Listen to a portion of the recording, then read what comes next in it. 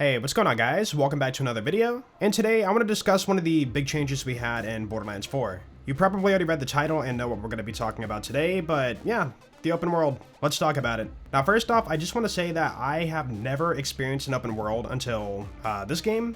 Well, maybe except for Grand Theft Auto 4 and 5. I technically played those, but for the most part, I don't really know open world. And it was really my first time really checking it out. I don't play a lot of games in case you haven't noticed. Anyways, before the game launched, I was looking into what open world really was. And I saw snippets of, like Red Dead Redemption, Monster Hunter, and I was like, oh wow. Open world seems really packed with a lot of things to do. So going into BL4, I had an idea of what it was and what it was going to be. But I gotta say, for what we got, I am kinda on the fence about it. Don't get me wrong, the first time playing through BL4 was a magical time. It was super cool to see a bunch of new things, like, ooh, there's a drill site over there. Ooh, is that an auger mine? Ooh, that's a collectible. I had fun the first time running through it. Then came the second playthrough, and that's when the magic kind of started to fade a little bit. For example, the next time around, I knew I needed that safe house to get to that location faster if I want to go back there later on. So I'd have to constantly stop and go unlock safe houses and, silos along the way. While it isn't that much of a time dump to go unlock it, it is one of those tedious things you gotta do every single playthrough, otherwise you're punished with more driving. And you guys know that I despise driving in the Borderlands franchise, so maybe that's why I am a little bit more nitpicky about it. But I do truly believe that driving is the most boring thing to do in any Borderlands game. I mean, how often do you actually stop and kill enemies with your car in Borderlands 4? Or even worry about the weapons you're using on your car? I don't really care for the driving part, it just feels like filler to me. And since Borderlands 4 has the approach of open world, you need to drive from point A to point B, but instead it's very stretched out, and now you drive a long distance from point A to point B. Now, I mentioned earlier about the collectibles, and while they are cool the first time doing it, the second time around I felt like it wasn't that important to stop and pick them up anymore. Yeah, you get more SDU tokens to unlock more ammo for your current guns, but with the addition of weighted ammo drops in this game, I feel like I don't really need that many SDUs. So for the most part, on playthrough 2 and beyond, I felt like I could mostly skip most of the collectibles. And if you stop and really think about it, removing the collectibles from the game literally is 99% of the reason to stop and jump out to do something.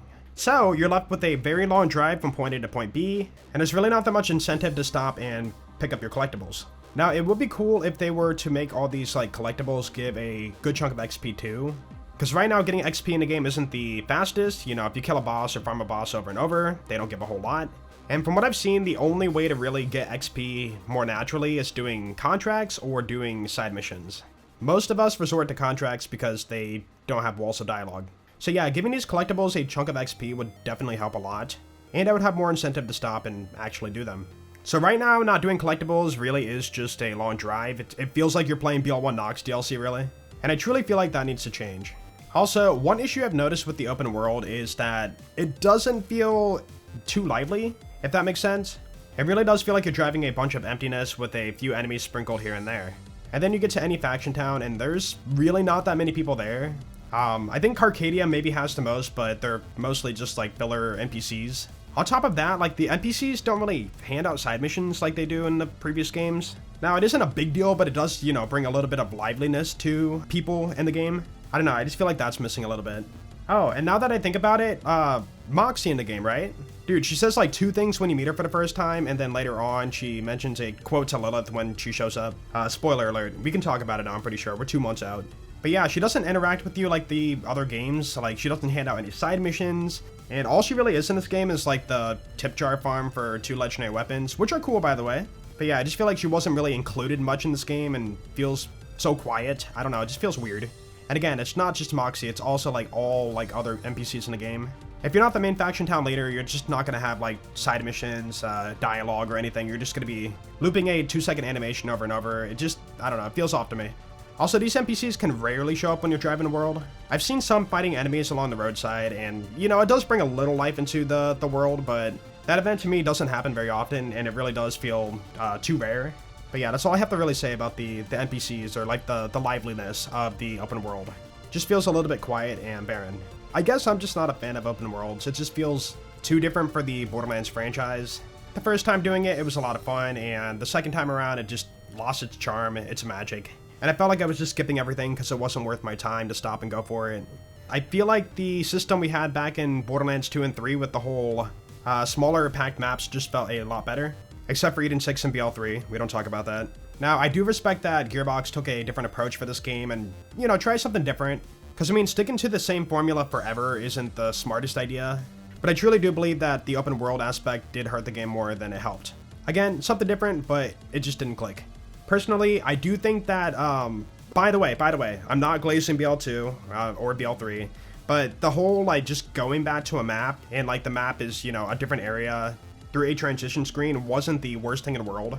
I really would not mind going back to that system, because now that we have the Encore machine, we shouldn't have to save quit the farm to reload the long map, right? So we can literally load the map once, exist in the map, and then if we want to farm, we use the Encore machine.